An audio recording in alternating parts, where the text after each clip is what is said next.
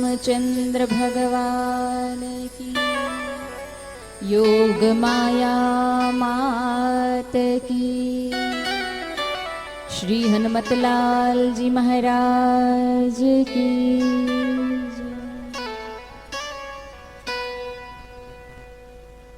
अखिल ब्रह्मांड नायक अकारण करुणा करुणालय भक्तवांछा कल्पतरु मर्यादा पुरुषोत्तम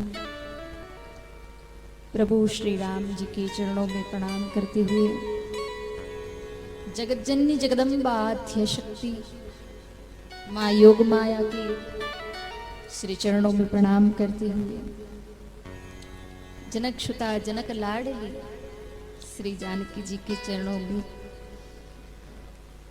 प्रणाम करते हुए कथा के परम रस रसिक परम वक्ता परम श्रोता श्री हनुमत लाल जी महाराज को प्रणाम करते हैं। प्रातः स्मरणीय पूज्य श्रद्धेय श्री सदगुरुदेव के चरण कमलों में वंदन और आप सबकी गुरु निष्ठा भगवत निष्ठा को नमन।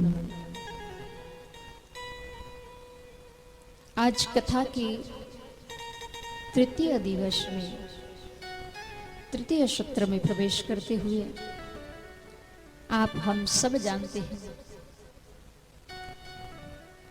कि जब तक मनुष्य के अंदर श्रद्धा उत्पन्न नहीं होती है तो बिना श्रद्धा के श्रद्धा बिना धर्म नहीं होगी। कोई धर्म नहीं हो सकता। श्रद्धा बिना किया हुआ धर्म अधूरा है।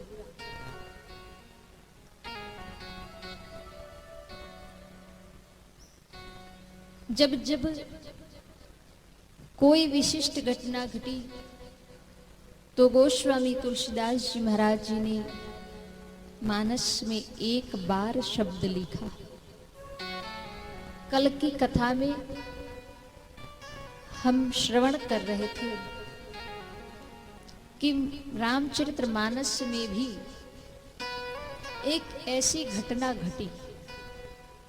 बाबा गोस्वामी जी कहते हैं कि एक बार की बात है। और कौन सी बात? बोले एक बार त्रेता युग माही शंभु गए कुंभज ऋषि पाही। भगवान शंकर को त्रेता युग की बात है ये कि भगवान शिव को राम कथा सुनने की इच्छा हुई।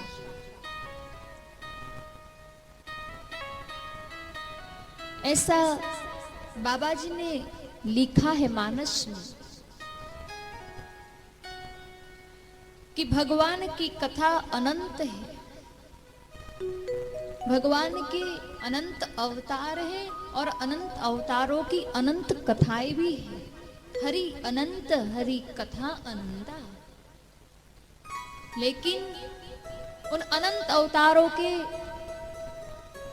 चरित्र सुनते सुनते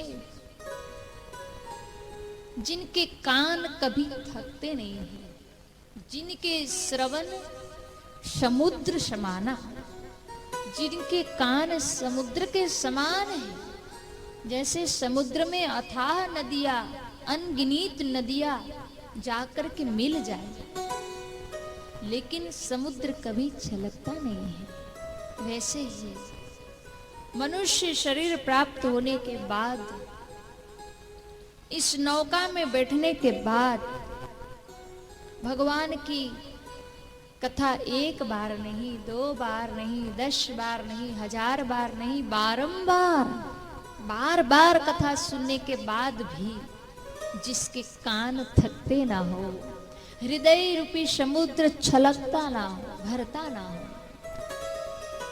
ऐसे भक्त के हृदय में ही राम का प्राकट्य हो सकता है। और जिसने कभी कथा सुनी नहीं, ना तो सुनने की चेष्टा रखता है, तो ऐसे लोगों के लिए गोस्वामी जी कहते हैं उसके कान कैसे हैं? सांप के बील के जैसे। जैसे सांप कभी चूहे का बिल देख ले तो किसी बिल में से चूहे को निकलते हुए सांप ने देख लिया तो सांप सोचता है कि इसमें चूहा जरूर होगा और चूहे को ढूंढता हुआ सांप जैसे चूहे के बिल में चला जाए, लेकिन अंदर चूहा नहीं होता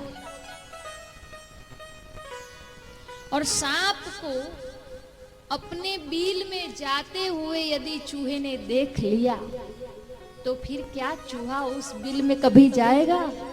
नहीं जाएगा। वैसे ही गोस्वामी जी कहते हैं कि संसार के लोगों के कान में व्यर्थ चर्चाएं तो चली जाती हैं, फालतू की बातें तो सुनने की सब चेष्टा रखते हैं, इधर उधर की बातें तो तुरंत सुनाई देती हैं, लेकिन भगवान की कथा सुनने में उनको आलस आती है। और जिसके कान बेकार की बातों को सुनने में रस लेते हैं तो ऐसे कान में फिर भगवान की कथा नहीं जाती। जिनके श्रवण समुद्र समाना कथा तुम्हारी सुभग सरीना। एक बार त्रेता युग माही शंभु गए कुंभज ऋषि पाही। त्रेता युग का समय था, भगवान शंकर को राम कथा सुनने की इच्छा हुई पर भगवान शिव उत्तर से दक्षिण की ओर जा रहे हैं।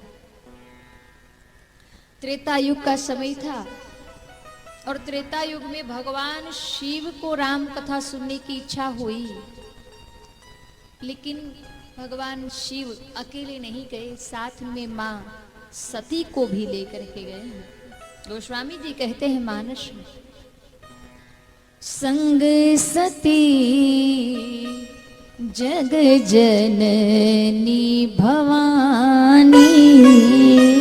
संग सती जग जननी भवानी। संग सती जग जननी भवानी। संग सती जग जननी भवानी। एक बार त्रेता युग माही। एक बार त्रेता युग माही। एक बार त्रेता युग माही।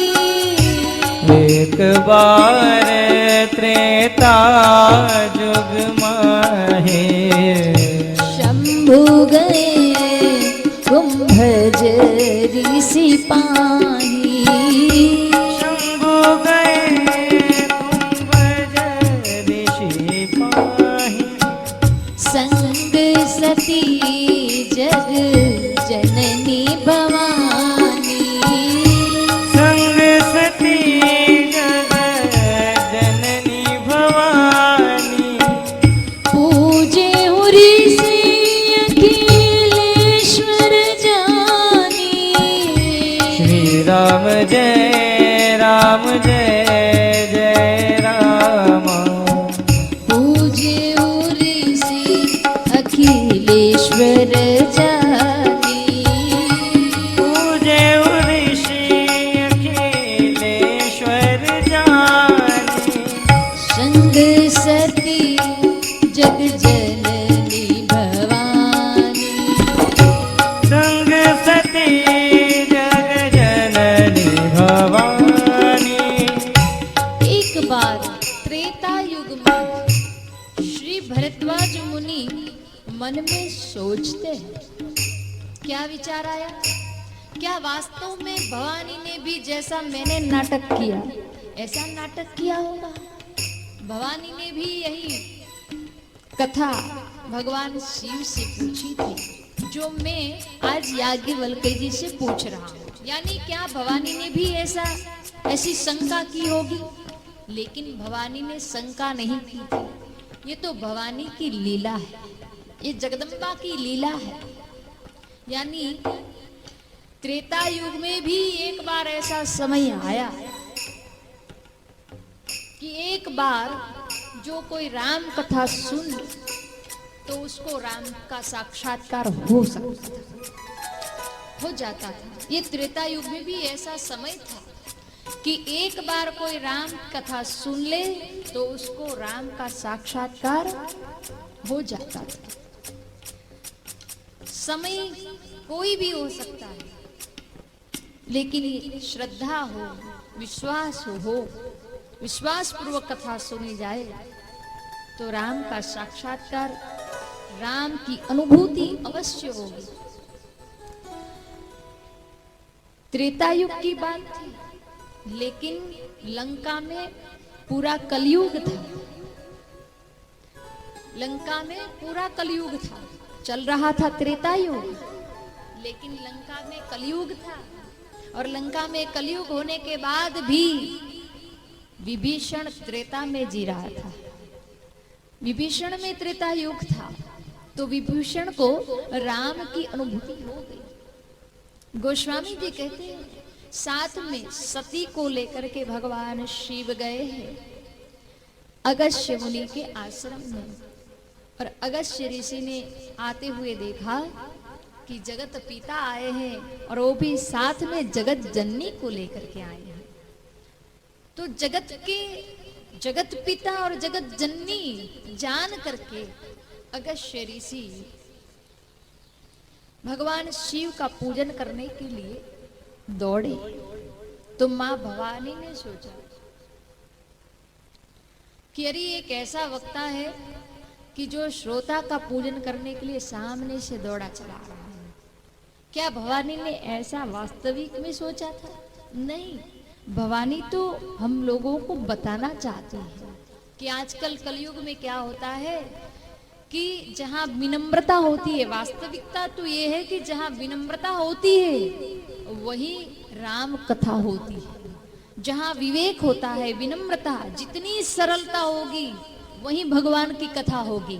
लेकिन आजकल कलयुग में जितनी धर्म धुरंधर होगे, जितनी बड़प्पन, जितना मान सम्मान होगा, लोग सोचते हैं वही कथा है। लेकिन भवानी कहती है कि आज अगस्त्य मुनि सामने से दौड़ करके, इसका मतलब क्या है?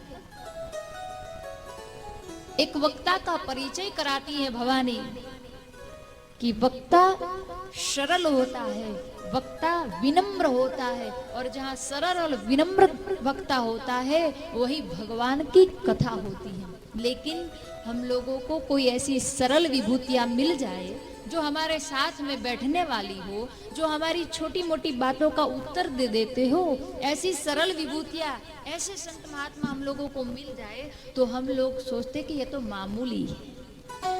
और जो बड़े बड़े पद पर बैठने के बाद बड़े बड़े धुरंधर होते हैं तो उनको हम लोग सोचते कि अरे ये बहुत बड़े महान महान विभूतियां हैं।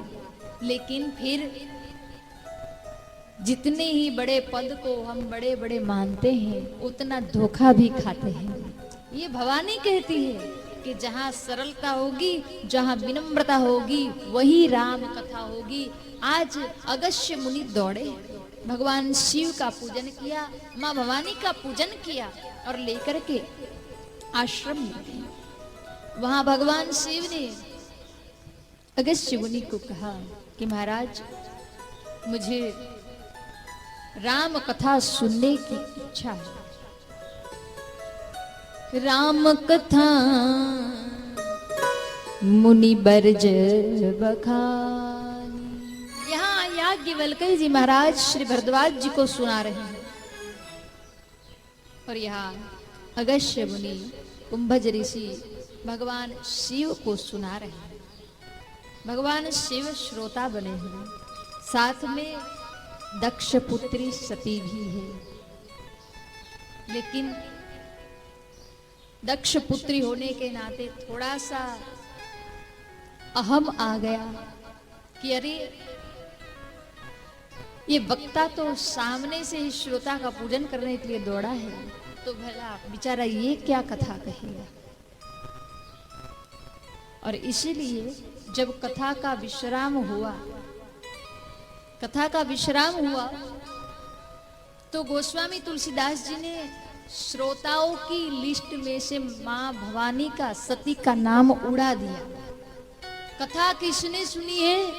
बोले सुनी महेश परम सुख मानी, सुनी महेश परम सुख मानी, सुनी महेश परम सुख मानी, सुनी महेश परम सुख मानी, राम कथा मुनि बरज बखानी, राम कथा मुनि बैज बखानी, सुनी महेश परम सुख मानी। सुनी महेश परम सुख मानी। बड़ी सुंदर बात बताई बाबा गोस्वामी जी ने। सुनी महेश परम सुख मानी, साथ में सती भी बैठी है, लेकिन सती ने कथा नहीं सुनी। इसका मतलब क्या सती ऐसी गलती कर सकती है? भवानी ऐसी गलती कर सकती है? लेकिन भवानी कह रही है कि हे जगत के लोगों, ये लीला भवानी की। सुनी महेश परम सुख मानी, भगवान शिव ने ही, भगवान शंकर ने ही कथा सुनी है। भगवान शिव को ही श्रोता क्यों बताया गोस्वामी जी ने? गोस्वामी जी कहते एकाग्रता पूर्वक और अनुग्रह पूर्वक यदि कथा सुनी है तो वो भगवान शिव ने सुनी है, सती ने नहीं। सती का मन तो इधर उधर भटक रहा था। यानी सती कह रही है कि ऐसी गलती जो मैं यहाँ कर रही हूँ, ये जो लीला मैं कर रही हूँ, ऐसी आप मत करना।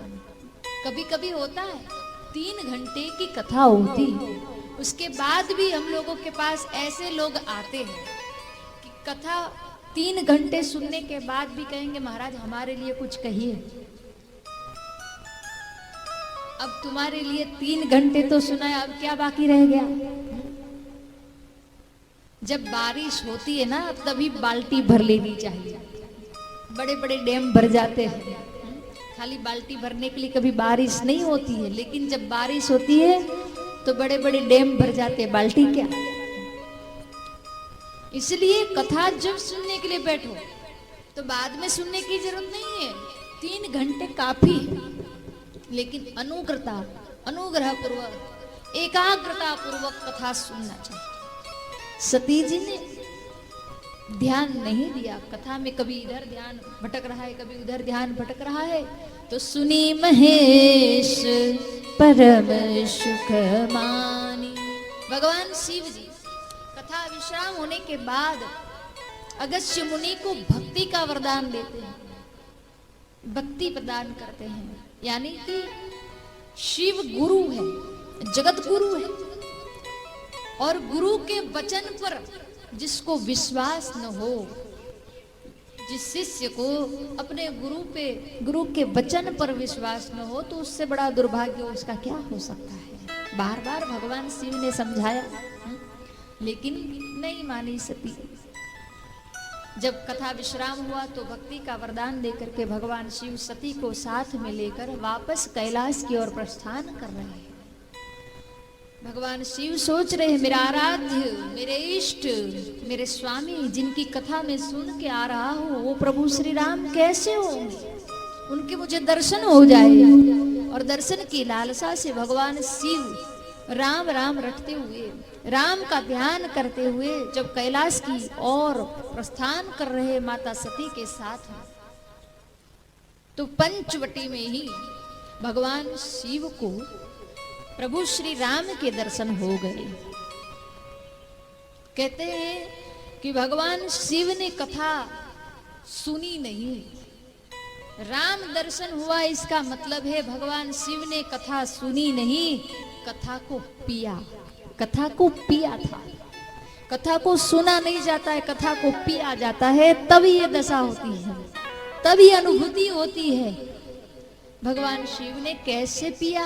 बोले आंखें भर भर के पिया था भगवान शिव ने राम कथा को, भर भर के पिया था। थोड़ा सा विचार करने की जरूरत है। जब 20-25 रुपए का पौवा पी लेते लोग तो वाणी ठिकाने नहीं रहती है, कुछ न कुछ बोलता ही रहता है, गड़बड़ सड़बड़ बोलता ही रहता है। तो फिर भगवान शंकर ने तो भर भर के पिया था, और भगवान शंकर ने जब पी लिया तो फिर वो भी चुप नहीं रह पाए। भगवान शंकर भी बोलने लगे। जब पंचवटी में देख लिया भगवान राम को तो भोलेनाथ भी बोलने लगे, जय सच्चिदानंद दिनेशा, जय सच्चिदानंद दिनेशा, जय सच्चिदानंद दिनेशा, जय सच्चिदानंद दिनेशा। भगवान शंकर ने देख लिया राम को, जय सच्चिदानंद कह करके प्रणाम किया। तो माता सती पूछने लगी, किसको कह रहे हो, कौन है यहाँ, किसको सच्चिदानंद कह करके प्रणाम किया? भगवान शिव ने कहा, देवी जल्दी से चुको मत, जिसकी कथा हम सुन के आ रहे हैं वो हमारे इष्ट प्रभु श्री राम सामने है, जल्दी से प्रणाम करो देवी। सती ने कहा, कौन है, कहाँ है, कौन सा इष्ट, किस इष्ट की बात कर रहे हो?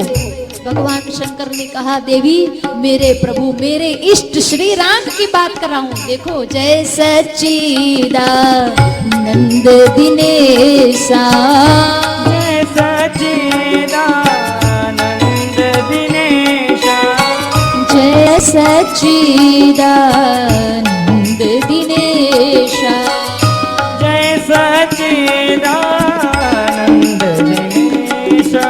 वो मेरे इष्ट है, वे मेरे प्रभु श्री राम है देवी, जिनकी कथा हम अभी अभी सुन के लौट रहे हैं। हमारा सौभाग्य है कि मार्ग में ही हमें प्रभु की अनुभूति हो गई, प्रभु के दर्शन हो गए। लेकिन सती ने भगवान शिव के वचन पर विश्वास नहीं किया। शिव गुरु है और सती को समझा रहे हैं, सती संशय मत करो, ये मेरे इष्ट है और जल्दी से ये अवसर मत चुको, प्रणाम कर लो, दर्शन कर लो।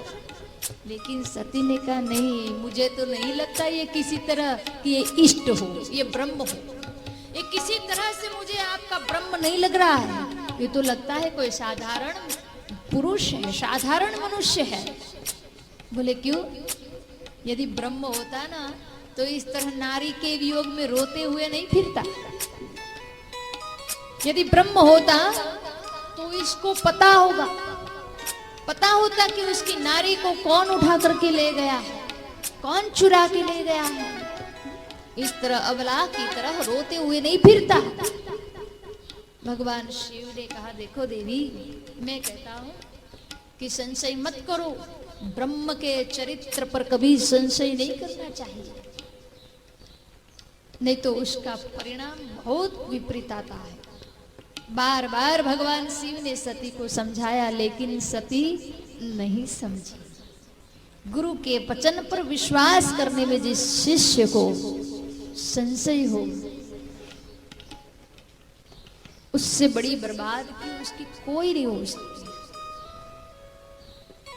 हर गुरु चाहता है कि कोई शिष्य यदि मेरी शरण में आया है तो मैं उसको अपने जैसा बनाऊं। जैसे एक माली पेड़ को सींचता है तो पेड़ के विकास के लिए उसको कभी पानी पिलाता है, कभी धूप दिखाता है, तो कभी कटिंग करता है।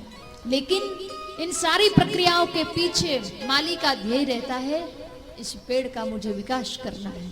वैसे ही गुरु चाहे डांट लगाए, कभी क्रोध करे, कभी कृपा करे, कभी आशीर्वाद दे, कभी आदर, कभी उल्टा भी बोले, लेकिन इन सारी बातों के पीछे गुरु का ध्येय होता है कि मैंने जिसको अपनाया है, जो मेरी शरण में आया है, वो मेरे जैसा बने। भगवान शंकर बार बार समझा रहे, देवी समझ जाओ, अभी भी संशय मत करो, शंका मत करो, ये शंका का विषय नहीं है। ब्रह्म तो अनुभूति का विषय है, ब्रह्म का एहसास होता है, अनुभूति होती है। ब्रह्म का चरित्र शंका करने के लिए नहीं है। लेकिन सती नहीं मानी, भगवान शिव की एक नहीं मानी। हमारे महापुरुष लोग कहते हैं कि वो तो त्रेता युग था कि भगवान शंकर की भी बात सती ने नहीं मानी, तो फिर आज तो कलयुग है, कोई शंका की बात ही नहीं है। कई माताएं ऐसी है जो अपने पति की बात नहीं मानती है, पति कुछ कहे माताएं कुछ करे। भगवान शंकर ने बार बार समझाया लेकिन नहीं माने। गोस्वामी जी कहते हैं ब्रह्म का दर्शन करने के लिए प्रेम की आवश्यकता होती है। जब हृदय प्रेम से परिपूर्ण होगा तो आंखों से राम रस कृष्ण रस बहने लगेगा, और जब हृदय द्रवीभूत होगा आंखों से अश्रु निकलेंगे ना, तो ब्रह्म की अनुभूति होती है। तब समझो कि हमारे अंदर ब्रह्म का प्राकट्य हो रहा है, राम का प्राकट्य हो रहा है। एक छोटा सा बालक चर्च में गॉड की प्रार्थना कर रहा था और साथ में जो पादरी होता है वो भी भगवान की प्रार्थना कर रहा था। उसने सोचा कि ये बालक कब से प्रार्थना कर रहा है, अभी तक उसकी प्रार्थना पूरी नहीं हुई। मेरी प्रार्थना पूरी हो गई लेकिन उसकी प्रार्थना पूरी नहीं हुई, तो ये कौन सी प्रार्थना कर रहा है। उसने खड़े खड़े उस बालक को देखते रहा। जब बालक की प्रार्थना पूरी हुई तो उसने बालक को पूछा कि बेटा तू कौन सी प्रार्थना सुना रहा था। तो बालक ने कहा देखिए भगवान मुझे प्रार्थना तो आती नहीं है, कोई श्लोक स्तुति आती नहीं है, तो फिर इतनी देर से क्या बोल रहा था तू। उस छोटे से बालक ने कहा कि मैं तो भगवान के सामने ABCD बोल रहा था और भगवान से कह रहा था कि इसमें सारे अक्षर है, आपको जैसी चाहिए वैसी प्रार्थना बना ले, आपको जैसी चाहिए वैसी स्तुति बना लो, इसमें सब अक्षर आ गए और अक्षर ही ब्रह्म है, मैंने सारे अक्षर आपको समर्पित किए हैं। ये है प्रेम की परिभाषा। भगवान प्रेम से प्रकट होता है। गोस्वामी जी कहते हैं राम ही केवल प्रेम प्यारा, राम ही केवल प्रेम प्यारा, राम ही केवल प्रेम प्यारा, राम ही केवल प्रेम प्यारा, प्रेम ते प्रभु प्रगट ही में जाना, प्रेम ते प्रगट होते में जाना, प्रेम ते प्रभु मेवाड़ से निकली तो मेवाड़ में दुकाल पड़ गया और मेवाड़ से चिट्ठी आती थी मीरा जी के पास में कि मीरा आ जा, मीरा आ जा। तो मीरा जी सोचती थी चिट्ठी लेकर के कि क्या करूं, मैं वापस लौटूं कि नहीं लौटूं। फिर 15 दिन के बाद फिर चिट्ठी आई तो फिर मीरा जी सोचती है कि क्या करूं, जाऊं कि न जाऊं। लेकिन मीरा जी सोचती है कि इस शरीर पर अब मेरा अधिकार नहीं है, ये शरीर तो मेरे गोविंद का है, ये कृष्ण का है और कृष्ण कहे तो मैं जाऊंगा। और वो चिट्ठी लेकर के जब सांवरिया के मंदिर में गई, पुजारियों ने कहा पट बंद हो गए हैं मीरा जी, अभी भगवान के विश्राम का समय है, अभी द्वार नहीं खुल सकते। तो मीरा जी ने चिट्ठी जाली में से अंदर छोड़ दी और बाहर खड़ी खड़ी मीरा जी भगवान सांवरिया से पूछ रही है, बोलो कुछ तो बोलो भगवान, मैं क्या करूं, जाऊं कि नहीं जाऊं, जाऊं कि नहीं जाऊं। भगवान श्री कृष्ण ने सोचा मैं इसे क्या कहूं। सांवरिया सेठ ने मुख से जवाब नहीं दिया। जो पुजारियों ने कहा कि अभी विश्राम का समय है, पट नहीं खुल सकता है, वो पट श्री मीरा जी के प्रेम को देख करके, श्री मीरा जी के समर्पण को देख करके दोनों पट, दोनों द्वार खुल गए और भगवान सांवरिया सेठ ने दोनों हाथ फैलाए और कहा आ मीरा, आ मीरा, आ मीरा, और मीरा द्वारिकाधीश में समा गई। ये है प्रेम की स्थिति। ओ मोहन आवो तो शरीर, ओ गिरधर आवो तो शरीर। ये माधव रे मंदिर ये मीराबाई एकली खड़ी। ओ मोहन आवो तो सरी, गिरधर आवो तो सरी। माधवरा मंदिर में मीराबाई एकली खड़ी। ओ मोहन आवो तो सरी, गिरधर आवो तो शरीर। माधव रे मंदिर में मीराबाई एकली खड़ी। मोहन आवो तो सरी, गिरधर आवो तो सरी। माधव रे मंदिर में मीराबाई एकली खड़ी। ओ माधव रे मंदिर ये मीराबाई एकली खड़ी। माधव रे मंदिर में मीराबाई एकली खड़ी। ये मोहन आवो तो शरी, गिरधर आवो तो सरी। माधव रे मंदिर ये मीराबाई एकली खड़ी। हो मोहन आवो तो सरी, गिरधर आवो तो सरी। माधव रे मंदिर में मीराबाई एकली खड़ी।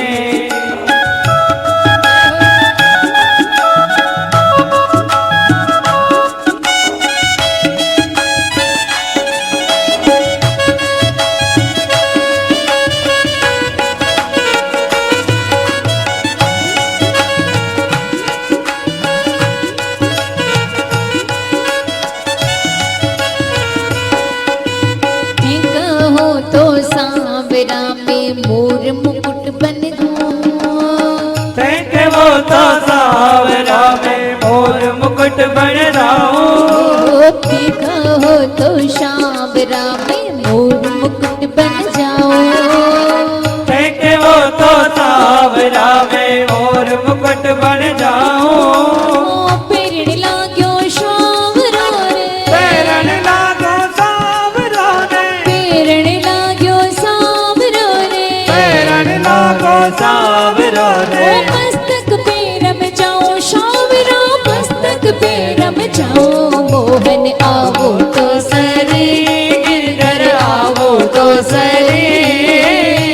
माधव रे मंदिर में मीराबाई एकली खड़ी।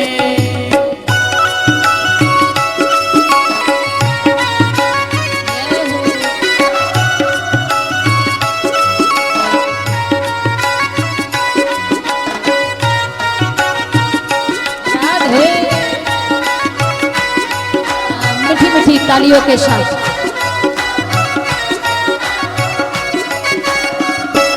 श्री राधे।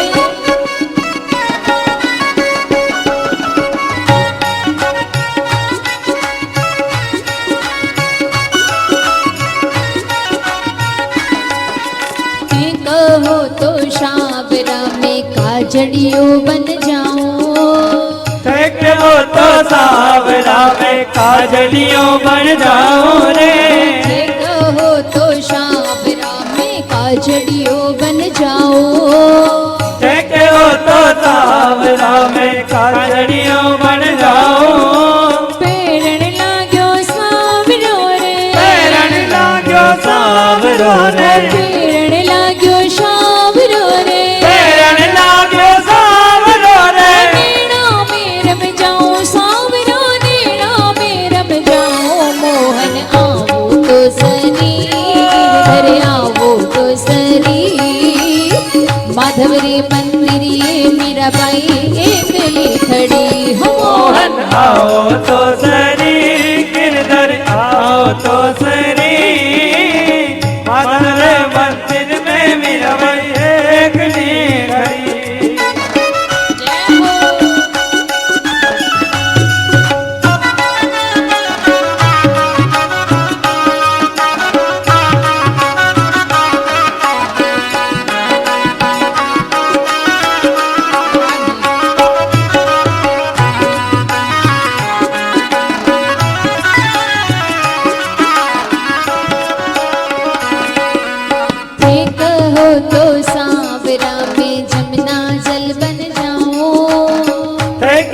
तो सावरा में जमुना जल बन जाओ रे।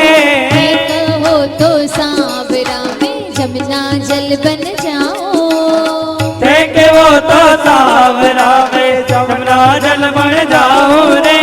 नावण लाग्यो सावरो रे। नावण लागो सावरो रे। नावण लागे सावरो रे। नावण लागो सावरो रे। अंग अंग रम जाओ रे सावरो। अंग अंग रम जाओ। मोहन आओ तो सरी गिरधर आओ तो सरी। माधव रे मंदिर ये मीराबाई एकली खड़ी हो। मोहन आवो तो सरी गिरधर आवो तो सरी। माधवरा मंदिर में मीराबाई एकली खड़ी। एकली खड़ी रे मीराबाई एकली खड़ी। हो एकली खड़ी रे मीराबाई एकली खड़ी।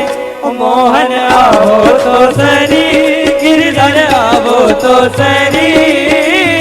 माधुरे मंदिर में मीराबाई एकली खड़े। हो मोहन आवो तो सरी गिरधर आवो तो सरी। माधवरा मंदिर में मीराबाई एकली खड़े। कहो तो सांवरा में पुष्पहार बन जाऊं। देखे वो तो सावरा में पुष्पहार बन जाओ रे।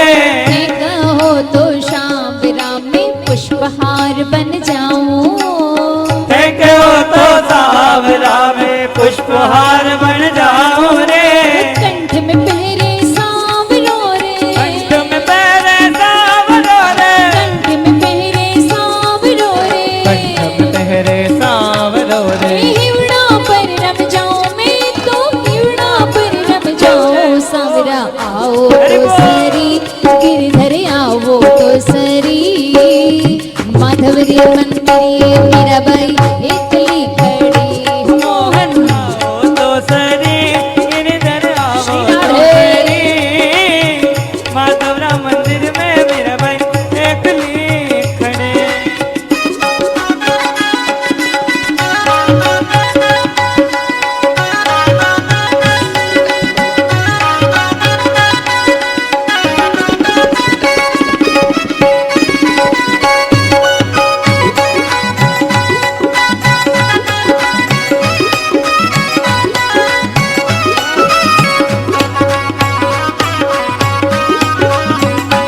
मुझे कहो तो सांवरा में पग पायल बन जाऊं। देखे वो तो सावरा में पग पायल बन जाओ रे। कहो तो सांवरा में पग पायल बन जाऊं। देखे वो तो सावरा में पग पायल बन जाओ रे। नाचन लागे सांवरो रे। सावरो रे। नाचन लागे सांवरो रे। नाचन लागो सावरो रे। चरणा में रम जाऊं सांवरा। चरणा में रम जाऊं। मोहन आओ तो सरी गिरधर आओ तो सरी। माधव रे मंदिर ये मीराबाई एकली खड़ी। मोहन आओ तो सरी गिरधर आओ तो सरी। माधवरा मंदिर में मीराबाई एकली खड़ी। मोहन आओ तो सरी गिरधर आओ तो सरी। माधव रे मंदिर ये मीराबाई एकली खड़ी। मोहन आओ तो सरी गिरधर आओ तो सरी।